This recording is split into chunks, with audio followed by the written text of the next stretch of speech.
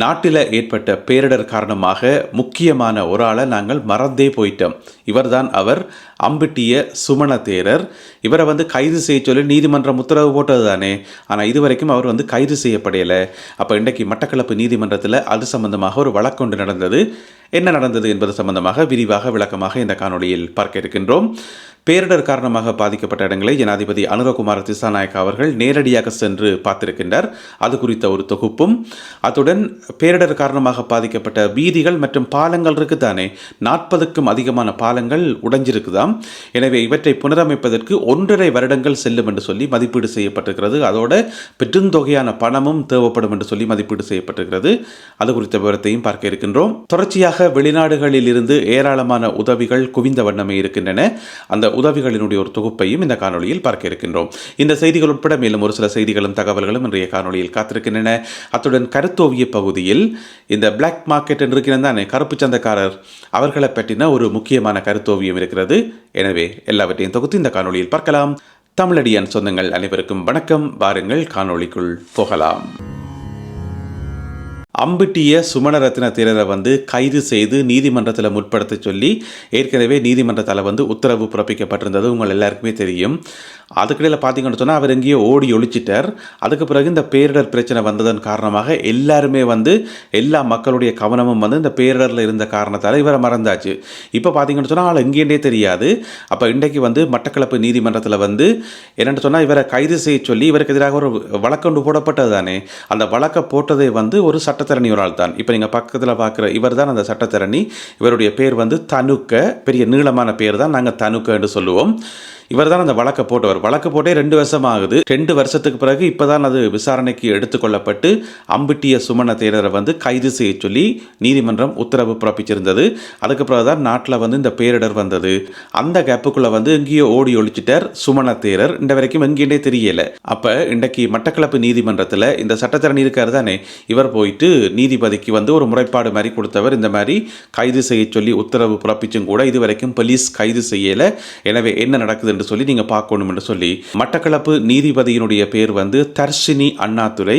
அவருக்கு முன்னால தான் இந்த வழக்கு எடுத்துக்கொள்ளப்பட்டது. அப்ப போலீஸ் தரப்புல ஒரு விளக்கம் என்று சொல்லப்பட்டது. என்னென்னு சொன்னா, எங்கேயோ ஒரு கிராமத்துக்குள்ள ஒளிச்சிருக்கிறார், எங்கே என்று சொல்லி எங்களால் கண்டுபிடிக்க முடியல என்று சொல்லி போலீஸ் சொல்லியிருக்குது.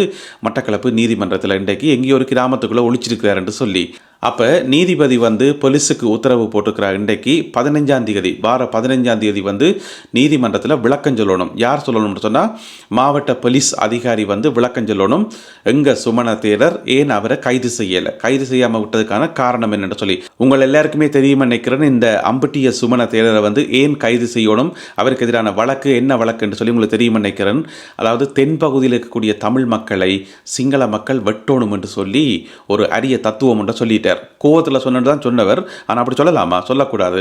அது சம்பந்தமாக வழக்கு தொடுக்கப்பட்டு தான் இப்போ அவர் தேடப்படுறார். எனவே 15ஆம் தேதிக்கு முதல் அம்பிட்டிய சுமண தேரர் அம்பிடுவாரா? பொறுத்திருந்து பார்ப்போம். பேரிடர் காரணமாக உயிரிழந்தவர்களுடைய எண்ணிக்கை தொடர்ச்சியாக அதிகரித்து கொண்டே செல்கின்றது. இன்று நண்பகல் 12 மணியளவில் இடர் முகாமித்துவ நிலையம் வெளியிட்டுள்ள இறுதி அறிக்கையின்படி 635 பேர் உயிரிழந்திருப்பதாக சொல்லப்படுகிறது. 192 பேர் இன்னமுமே காணாமல் போயிருக்கிறார்கள். இந்த பட்டியலை பார்க்கக்குள்ள எங்களுக்கு விளங்குது, அந்த காணாமல் போனவர்களுடைய எண்ணிக்கை படிப்படியாக குறைஞ்சு கொண்டே வருது. ஏனென்று சொன்னால், இப்போ ஒவ்வொரு நாளுமே மண்ணுக்குள்ளே இருந்து உடல்கள் தொடர்ச்சியாக மீட்கப்படுது. அந்த காணாமல் போனவர்களுடைய உடல்கள் தான் மீட்கப்படுது. எனவே அவர்களுடைய எண்ணிக்கை குறைஞ்சொண்டு போகும்போது இங்கால உயிரிழந்தவர்களுடைய எண்ணிக்கை அதிகரித்து கொண்டு போகுது. அதிகளவு உயிரிழப்புகள் கண்டி மாவட்டத்தில் பதிவாகி இருக்கின்றன. 234 பேர் அங்கே உயிரிழந்திருக்கிறார்கள். அதே போல இடைத்தங்கல் முகாம்கள் இருக்குதானே, அந்த இடைத்தங்கல் முகாம்களில் தங்கியிருப்பவர்களுடைய எண்ணிக்கை வர வர குறைஞ்சு கொண்டு போகுது. இப்போ பார்த்தீங்கன்னு சொன்னால் 69,861 பேர் தங்கியிருப்பதாக சொல்லப்படுகிறது. இப்போ ஒரு 4-5 நாளைக்கு முதல் இந்த எண்ணிக்கை 1 லட்சத்துக்கும் அதிகமாக இருந்தது. எனவே நிறைய பேர் சேதமடைந்து தங்களுடைய வீடுகளை திருத்தி கொண்டு அங்கே போயிருப்பார்கள், அல்லது வாடகை வீடுகளுக்கு போயிருப்பார்கள், அல்லது உறவினர்களுடைய வீடுகளுக்கு போயிருப்பார்கள். இப்போ 69,861 இருக்கிறது இடைத்தங்கல் முகாம்களில் தங்கியிருப்பவர்களுடைய எண்ணிக்கை. ஜனாதிபதி அனுரகுமார திசாநாயக்கா அவர்கள் இன்று திங்கட்கிழமை பல இடங்களுக்கு சென்றிருக்கின்றார். குறிப்பாக நுவரெலியா மாவட்டம், குருநாகல் மாவட்டம், பதுளை மாவட்டம் போன்ற இடங்களுக்கு சென்றிருக்கின்றார். அங்கே பாதிக்கப்பட்ட மக்களை சந்தித்து கலந்துரையாடி இருக்கின்றார். அதிகாரிகளுடன் கலந்துரையாடி இருக்கின்றார். நிலவரங்களை நேரடியாக சென்று பார்வையிட்டிருக்கின்றார். அது மட்டுமல்லாமல் நுவரெலியா மாவட்டத்துக்கான டிசிசி கூட்டம் இருக்குதானே, அது இன்றைக்கு ஜனாதிபதி அனுரகுமார திசாநாயக்கா தலைமையில் நடந்தது. அதன் போது பலவிதமான கேள்விகளையும் சந்தேகங்களையும் ஜனாதிபதி அவர்கள் எழுப்பியிருந்தவர். குறிப்பாக பார்த்தீங்கன்னு சொன்னால் அந்த கொத்மலை நீர்த்தக்கம் திறக்கப்பட்டது தானே, அது சம்பந்தமாக ஜனாதிபதி கிட்டத்தட்ட அந்த உருட்டி கேள்வி கேட்குறேன்னு சொல்லுவது தானே, அந்த மாதிரி அதிகாரிகளை பார்த்து நிறைய கேள்விகள் கேட்டிருந்தவர். என்னென்னு சொன்னால் அதில் நிறைய சந்தேகங்கள் இருக்குது.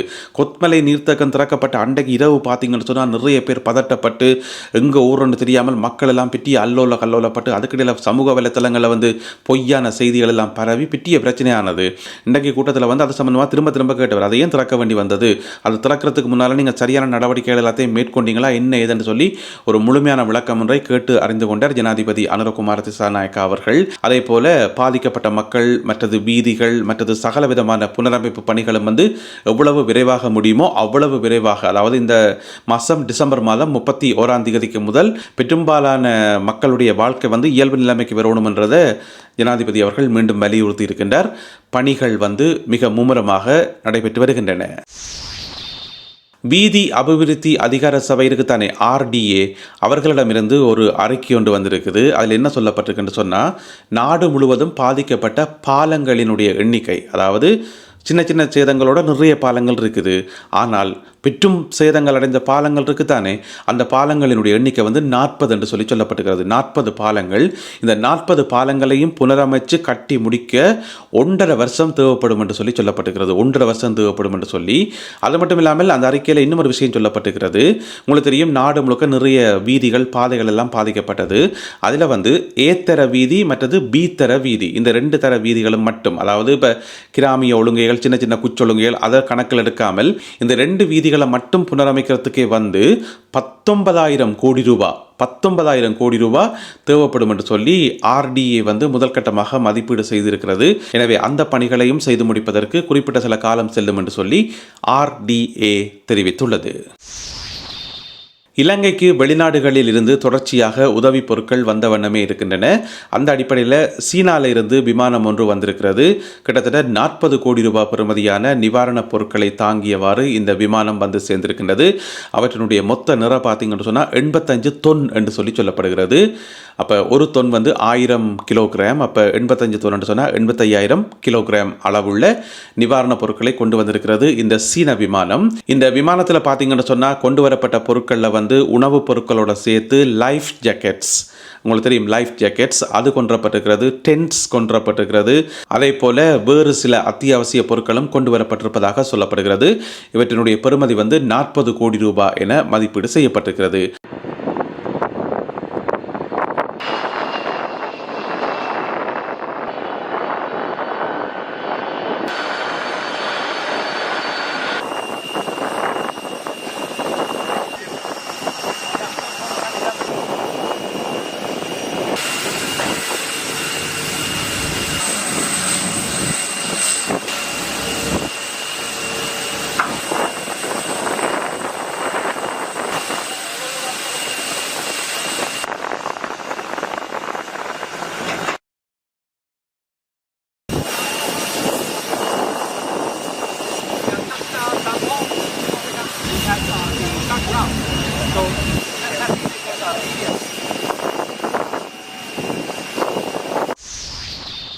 அடுத்ததாக இன்றைய கருத்தோவியம், வர்த்தக அமைச்சர் வசந்த சமரசிங்க இருக்கார் தானே, அவர் பேப்பர் வாசிக்கிறார்.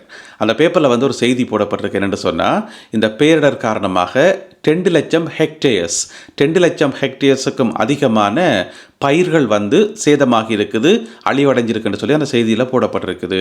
அதை பார்த்து கொண்டு அங்கால இந்த பிளாக் மார்க்கெட் இருக்குது தானே, கருப்பு சந்தைக்காரர் ஒரு ஆள் நிற்கிறார். ஆளை பார்த்தாலே ரவுடி மாதிரி நிற்கிறார். என்னென்னு சொன்னால் பிளாக் மார்க்கெட் சொன்னாலே ரவுடி தானே. எனவே அவர் நாடியில் கை வச்சு விரிச்சு கொண்டு ஒரு பிளான் ஒன்றை போடுறார். நாடியில் கை வைத்தாலே ஒரு யோசனை மாதிரி தானே, இதை வச்சு என்ன செய்யலாம்? இப்போ 2 லட்சம் ஹெக்டேர்ஸ் பெறுமதியான பயிர்கள் வந்து அழிஞ்சா அதையே ஒரு பெரிய செய்தியாக ஊதி பெருப்பிச்சு நாட்டில் வந்து அரிசிக்கு தட்டுப்பாடு அல்லது வேறு தட்டுப்பாடுன்னு சொல்லி ஒரு கதையை உருவாக்கலாம் தானே. எனவே அதை வச்சு என்னென்று காசை இன்னும் உழைக்கலாம்னு சொல்லி ஒரு பிளானை போடுறார். நாடியில் கை வச்சு கொண்டு இந்த கருப்பு சந்தைக்காரர் ஓவியர் ஜெஃப்ரி அவர்கள் இந்த கருத்தோவியத்தை வரைந்திருக்கின்றார். எனவே கருப்பு சந்தைக்காரர்களிடம் நாங்கள் மிகவும் கவனமாக இருக்கணும். அரசாங்கம் வந்து உத்தியோகபூர்வமாக அறிவிக்கல நாட்டில் வந்து பொருட்களுக்கு தட்டுப்பாடு இருக்குது, அரிசிக்கு தட்டுப்பாடு இருக்குன்னு சொல்லி எதுவுமே அறிவிக்கல. எனவே கருப்பு சந்தைக்காரர்களிடம் நாங்கள் மிகவும் கவனமாக இருக்கணும். இந்த ஒரு கருத்தோவியம் மற்றும் இன்றைய காணொலியில் பகிர்ந்து கொள்ளப்பட்ட செய்திகள் தொடர்பான உங்களுடைய கருத்துக்களை மறக்காமல் கீழே எழுதுங்கள். மீண்டும் சந்திப்போம் உறவுகளே. நன்றி, வணக்கம்.